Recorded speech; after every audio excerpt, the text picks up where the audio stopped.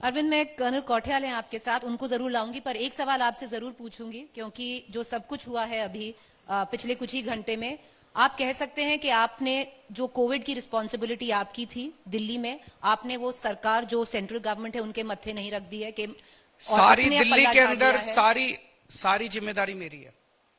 मैंने बार बार, कोविड इतनी बड़ी महामारी थी और इतनी बड़ी महामारी के ऊपर राजनीति नहीं होनी चाहिए। जब आपको याद होगा पिछले साल मैं डेली प्रेस कॉन्फ्रेंस करके जनता को वाकिफ करता था कि आज दिल्ली की क्या स्थिति है। हर प्रेस कॉन्फ्रेंस में मैंने कहा कि दिल्ली के अंदर आज हम कोविड मैनेज कर पा रहे हैं, ये केजरीवाल की वजह से नहीं है, हम सबको साथ लेके चल रहे हैं। हम केंद्र सरकार का भी शुक्रिया अदा करते थे, हम डॉक्टर्स का भी शुक्रिया अदा करते थे, सारी एनजीओ का शुक्रिया अदा करते थे, धार्मिक संस्थान बहुत सारे थे, उन्होंने अपने अपने धर्मशालाएं दी थी, राधा स्वामी सत्संग वालों ने, ब्यास ने अपना पूरा दिया था, बहुत सारे लोगों ने अपना अपना, अक्षरधाम वालों ने दिया था। सबने मिलके लड़ाई लड़ी तभी तो जीते। हम उस टाइम एक दूसरे को, नहीं ये ऐसे कर रहा है जी, वो ऐसे कर रहा है जी, ये तो केजरीवाल ने ऐसे नहीं किया, इससे समाधान नहीं मिलता। मैं तो केंद्र सरकार का बार बार शुक्रिया अदा कर चुका हूं कि उन्होंने भी मदद की, इन्होंने भी मदद की, सबने मदद की, तभी तो हमने कोरोना को जीता। अकेले नहीं जीत सकते थे।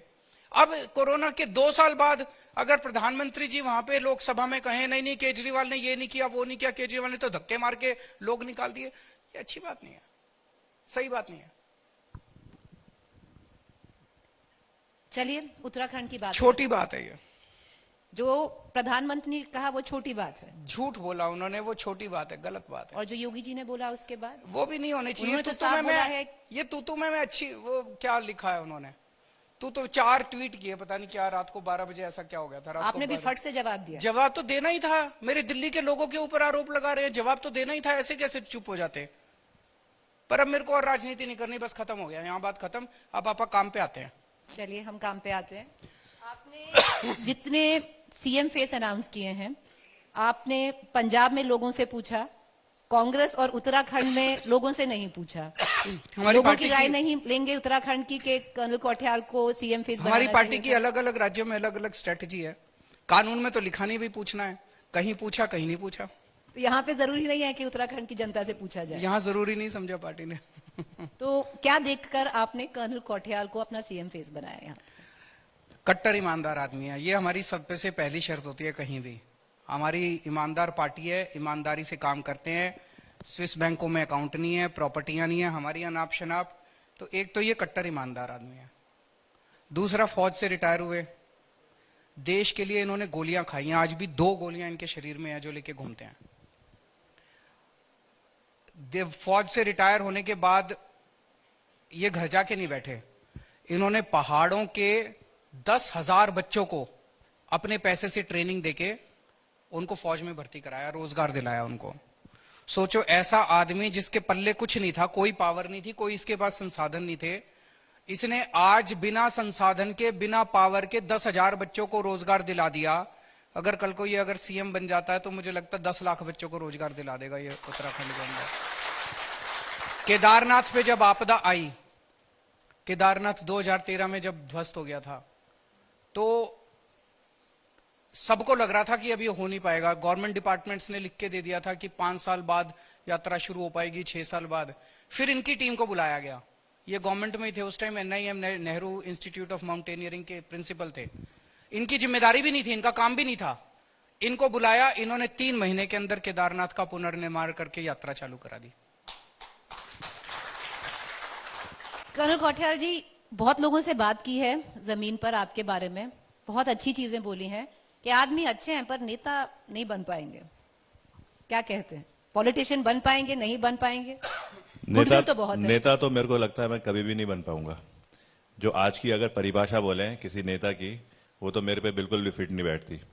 और मैं आकर के देखता हूं कि जितने भी नेता हैं जो आज के, मैं अगर उत्तराखंड की बात करूं तो उनको ना वो चीज नहीं आती जो मैं सीख करके आ रहा हूं 27 साल जो मैंने इंडियन आर्मी में नौकरी करी, और वो है लीडरशिप।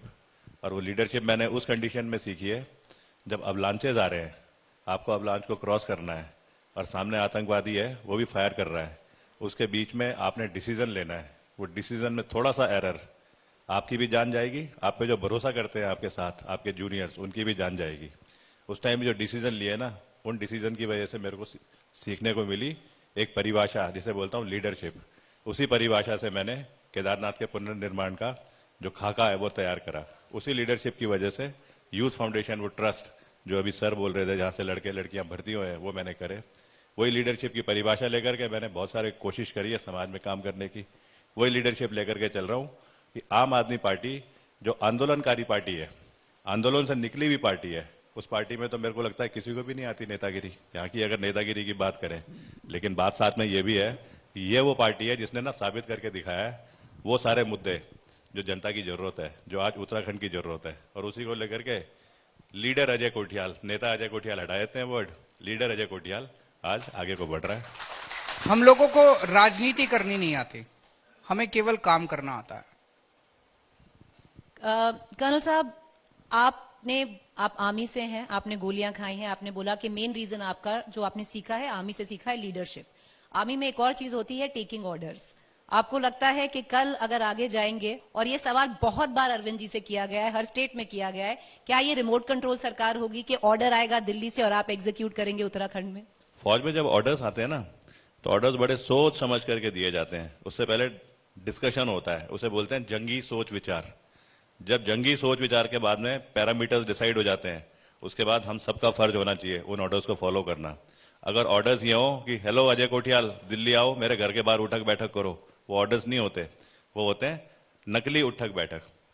वो वाले मेरे को लगता नहीं है कभी ऑर्डर्स हम समझेंगे। जैसे पिछले 4-5 महीने में मैं बात कर रहा था यहाँ लोगों से, धामी साहब कम से कम 75 बार दिल्ली गए होंगे। कोई भी छोटी से छोटी चीज हो उनको दिल्ली जाके परमिशन लेनी पड़ती है, सारे डिसीजन वहां होते हैं।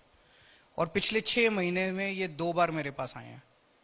जब भी जरूरत होती है मैं यहां आता हूं। तो हमारी पार्टी उत्तराखंड से चलती है, उनकी पार्टी दिल्ली से चलती है। वो जो दिल्ली से चलने वाली बात है वो बंद होनी चाहिए, ये ठीक नहीं है।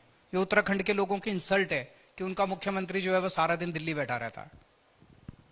अरविंद, बात करते हैं आपके 10 पॉइंट एजेंडा की जो आप उत्तराखंड में लेके आ रहे हैं। सबसे पहला आपने बोला मैं करप्शन कम नहीं, करप्शन खत्म करा दूंगा। दिल्ली में करप्शन खत्म हो गई? दिल्ली में करा था, 49 दिन की सरकार थी, याद है? 49 दिन में, ये हम उत्तराखंड में 24 घंटे में शुरू कर देंगे। दिल्ली में जैसे ही हमारी सरकार बनी, हमने लोगों को, मैंने रामलीला मैदान में शपथ लेने के तुरंत बाद भाषण दिया था